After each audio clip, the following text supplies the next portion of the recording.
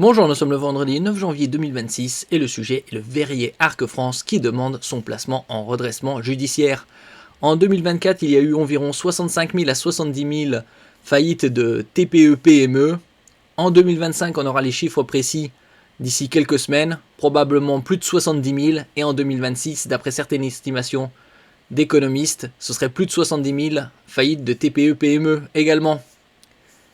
Timothée Durand, membre d'une famille de propriétaires historiques d'Arc, où il a passé la majeure partie de sa carrière jusqu'en 2024, va présenter un projet de reprise de la société, précise l'entreprise dans un communiqué mercredi. N'oubliez pas de vous abonner pour plus de news nationales, européennes et internationales sur ce monde dans lequel nous vivons. Arc France, grand fabricant historique de produits en verre pour les arts de la table, annonce mercredi 7 janvier avoir demandé son placement en redressement judiciaire en raison d'une dégradation sévère et continue de son environnement de marché.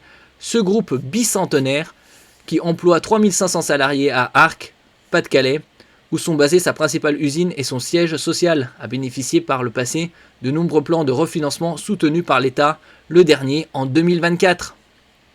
Le tribunal de commerce de Lille Métropole doit statuer mercredi sur sa demande de placement en redressement judiciaire, précise le groupe dans un communiqué. Cette procédure est le seul cadre légal et possible pour permettre à Arc de s'adapter durablement à un environnement de marché profondément dégradé, estime le directeur général d'Arc France, Nick Hodler, cité dans le communiqué.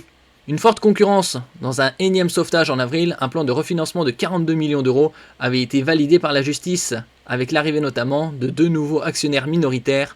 En parallèle, l'État avait accordé à Arc un nouveau prêt de 30 millions d'euros et renoncé à une partie de ses anciennes créances alors qu'il avait déjà prêté plus de 138 millions d'euros au groupe entre 2020 et 2023.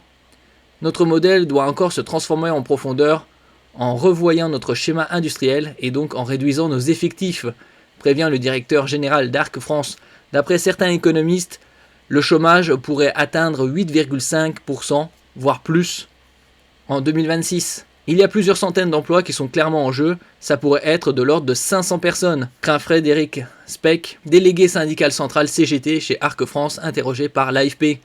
Selon lui, l'environnement de marché pour Arc est très difficile, entre la baisse de la commande et la baisse du pouvoir d'achat, et la concurrence, déloyale selon lui, des produits importés d'Asie. Les contraintes économiques, elles sont là. On est envahi de produits chinois, ça fait déjà un quart de siècle que la Chine est rentrée dans l'OMC, Organisation mondiale du commerce. Les contraintes économiques, elles sont là. On est envahi de produits chinois qui copient les nôtres sans la qualité, mais qui sont 4 à 5 fois moins chers. Après, c'est notamment aux clients de faire attention. Donc, tant qu'on aura ça, on peut faire tous les plans qu'on veut, on sera toujours trop cher, regrette le syndicaliste. Une offre de reprise. Timothée Durand, membre d'une famille de propriétaires historiques d'Arc, où il a passé la majeure partie de sa carrière jusqu'en 2024, va présenter un projet de reprise de la société, précise l'entreprise dans son communiqué.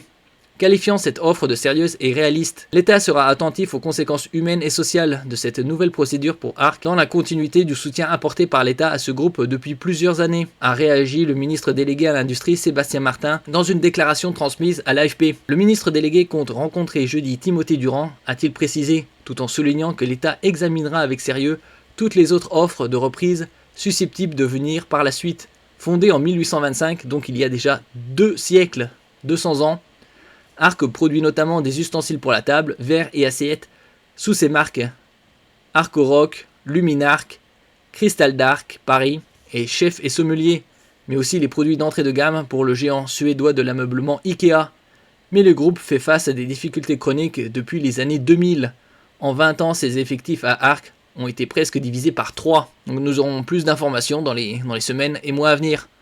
Merci pour votre écoute et à la prochaine.